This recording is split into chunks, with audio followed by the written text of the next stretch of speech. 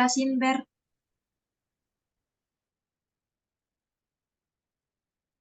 Assalamualaikum warahmatullahi wabarakatuh.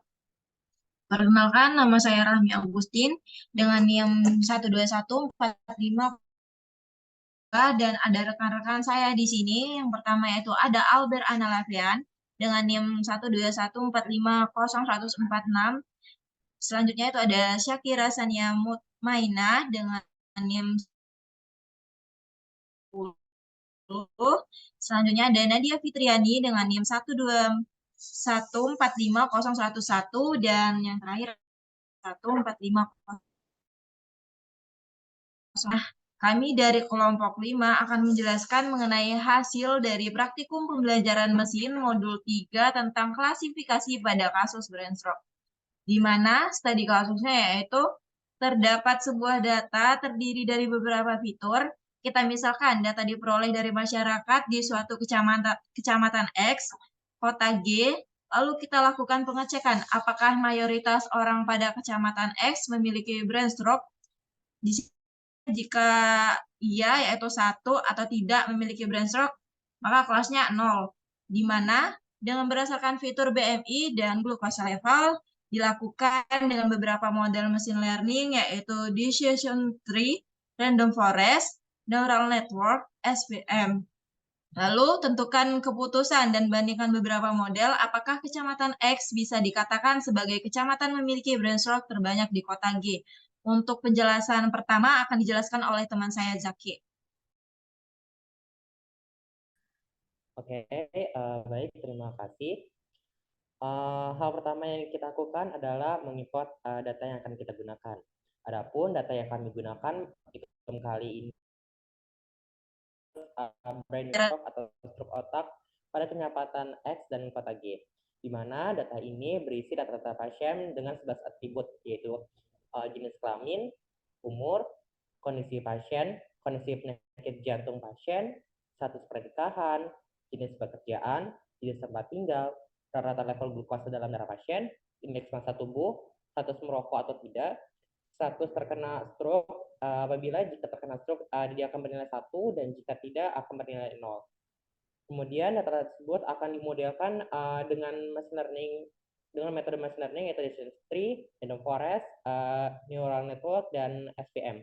Oke, untuk metode pertama yaitu Decision Tree, pada model ini hal pertama yang dilakukan adalah mengimport library dan dataset. Kemudian data akan dibagi menjadi dua, yaitu fitur atau X dan target atau Y. Kemudian data dibagi menjadi set pelatihan dan pengujian menggunakan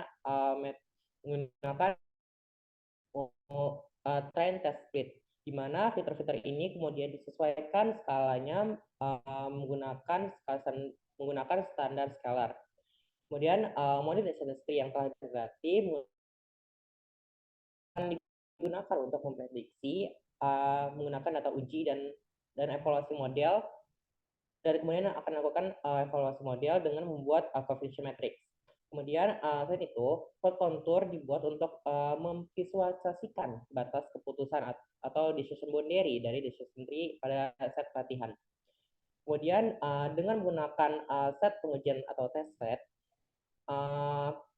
menggunakan Mathscript dan counterplot, kita dapat melihat bagaimana decision tree ini mengklasifikasikan area berdasarkan fitur average glucose level atau rata-rata level glukosa yang dialami pasien serta BMI atau indeks massa tubuh. Kemudian keseluruhan materi ini akan memberikan gambaran singkat tentang bagaimana decision tree digunakan untuk mengklasifikasikan data pada dataset. Boleh digeser ke bawah lagi. Hasilnya adalah seperti ini. Di mana klasifikasikan data pada dataset untuk mendeteksi stroke otak berdasarkan fitur average glucose level dan BMI. Seperti yang dapat bahwa bernilai 0 dan 1, 0, yang mana pasien itu rata-rata dari data yang kami gunakan itu tidak memiliki riwayat atau tidak mengidap penyakit brain stroke. Untuk metode random forest selanjutnya akan dijelaskan oleh teman saya. Terima kasih.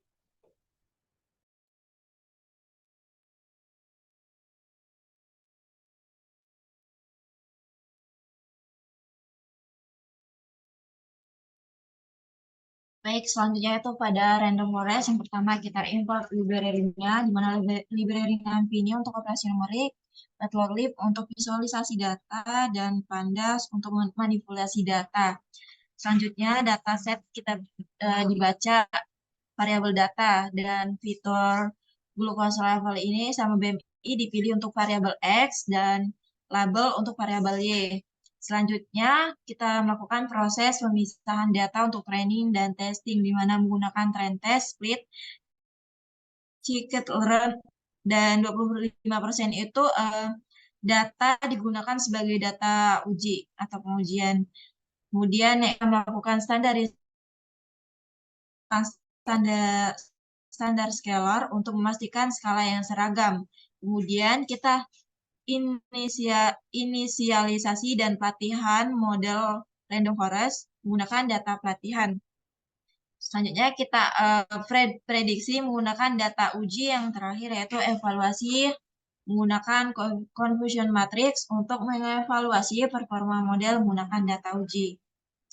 Kemudian di sini kita import library-nya dan kita mempersiapkan data untuk dari variabel inisialisasi dengan data latih. Kemudian selanjutnya itu pembuatan mass grid untuk plotting batas keputusan. Kemudian kita plotting batas keputusan menggunakan control. Dan yang berikutnya itu kita penyesuaian batas plot. Kemudian kita membuat scatter plot untuk data pelatihan, dan selanjutnya yaitu kita penambahan judul dan sumbu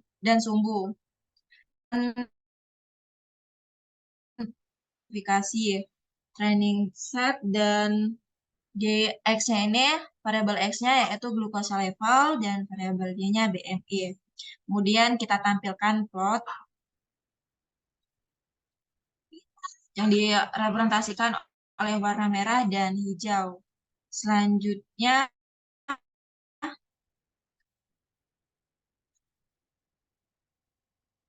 yaitu sama aja kita memvisualisasikan batas keputusan model random forest pada data uji dengan scatter plot kalau kita menggunakan mouse.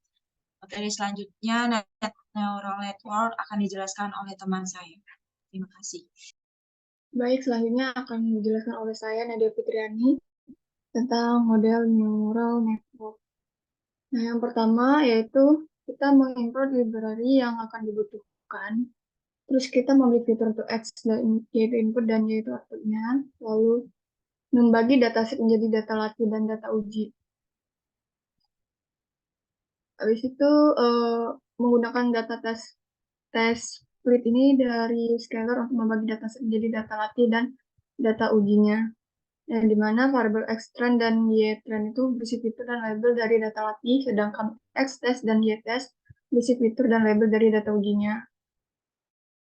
Standarisasi fitur menggunakan standar scalar untuk standarisasi fitur, di mana objek SCX di feed pada data latih dan kemudian ditransform.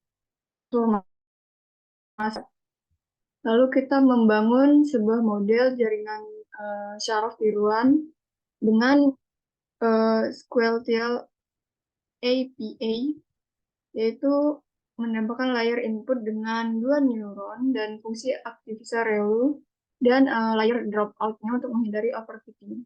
Lalu kita menambahkan hidden layer-nya, yaitu 64 neuron dan fungsi aktivitas ReLU-nya.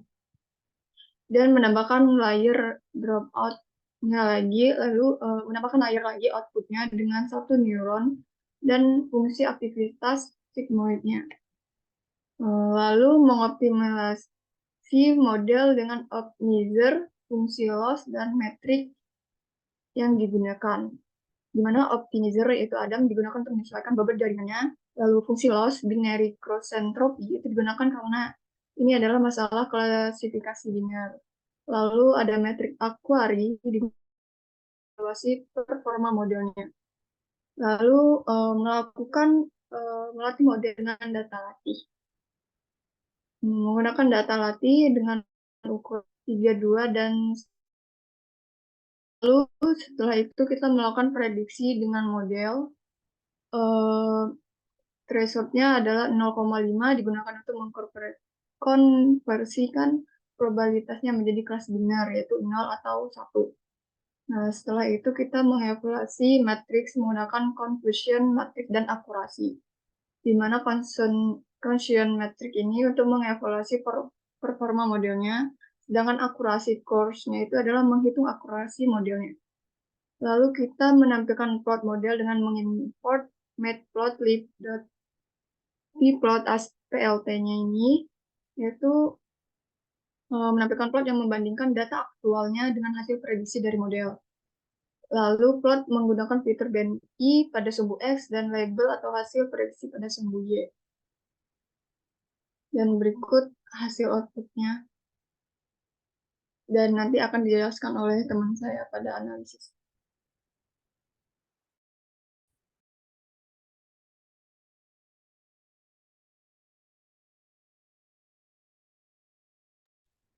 Selanjutnya pada SVM, pertama diimport pustaka dulu. Ada import library NumPy, Matplotlib, dan Pandas. Kemudian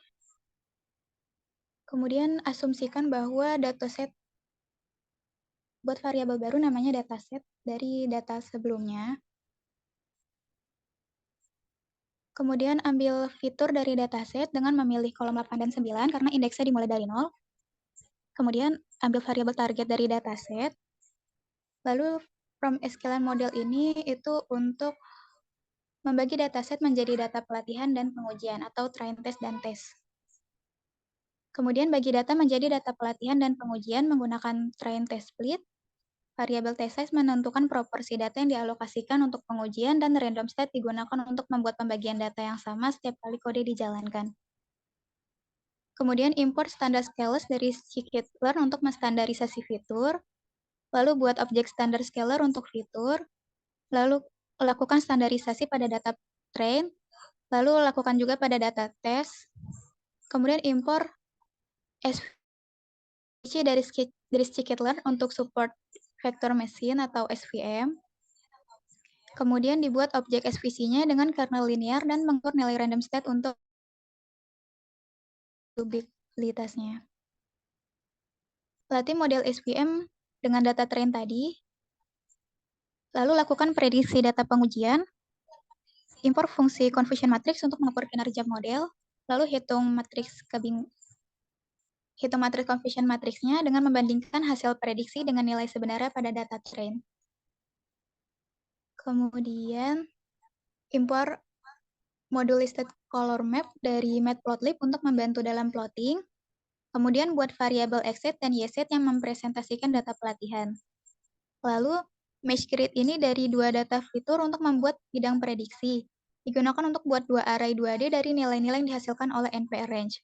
Lalu buat kontur plot berdasarkan prediksi dari model SVM pada mesh grid, kemudian menentukan warna untuk setiap kelas menggunakan listed color map. Kemudian menentukan batas sumbu X dan Y pada plot dengan PLT Xlim dan PLT Ylim. Kemudian melakukan looping pada setiap kelas unik dalam YSet. Lalu buat scatter plotnya, buat judul plotnya, buat subjudul X label dan Y label dari plotnya, kemudian menampilkan legenda dan menampilkan plot hasilnya. Untuk outputnya nanti akan dijelaskan oleh teman saya.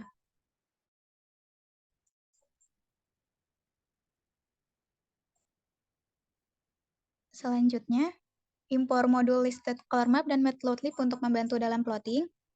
Kemudian buat variabel xset dan yset yang mempresentasikan data train. Kemudian buat mesh grid dari dua fitur untuk membuat bidang. Ini hampir sama dengan yang sebelumnya, tetapi ini untuk data testnya. Selanjutnya akan dijelaskan oleh teman saya. Oke, selanjutnya saya akan menjelaskan analisis dan kesimpulan dari hasil yang diperoleh. Di mana dari sebuah model yang kami lakukan klasifikasi bisa dikatakan bahwa dari fitur AVG Close Level dan BMI diperoleh kesimpulan di mana diperoleh kebanyakan penderita di masyarakat di Kecamatan X tidak terkena brainstorm. Di mana kita bisa lihat pada beberapa model decisentry, bisa kita lihat di mana persebaran masyarakat di mana memiliki kelas 0 atau memiliki brainstorm, sehingga warna kontennya berwarna merah lebih besar daripada berwarna hijau, sehingga di decisentry bisa diputuskan di Kecamatan X tidak memiliki brainstorm. Terus bisa kita lihat pada model neural network juga didapatkan bahwa pada kecamatan tersebut di mana diperoleh kesimpulan bahwa di kecamatan tersebut tidak memiliki brainstorm dikarenakan pada model yang di neural network dari hasil prediksinya bisa kita lihat hasil prediksinya plus berwarna biru, di mana hampir 100% semuanya merupakan tidak terkena brainstorm, sehingga bisa dikatakan pada neural network metode neural network masyarakat tidak memiliki brainstorm.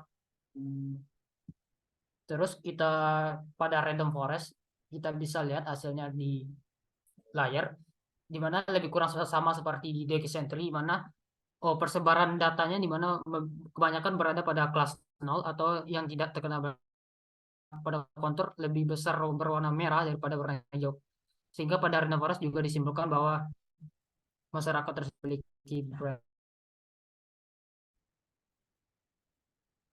Terus kita juga bisa lihat pada SVM, di mana pada SVM juga hampir sama seperti di neural network, dan bisa juga dikatakan pada model SVM dan neural network 100% di masyarakat di Kecamatan X tidak memiliki brainstorm, sehingga pada SVM bisa kita lihat hampir semua layarnya berwarna merah dan tidak ada layar kontur yang berwarna hijau, sehingga bisa disimpulkan pada SVM juga menyimpulkan bahwa masyarakat di Kecamatan X tidak memiliki gejala atau penyakit brainstorm.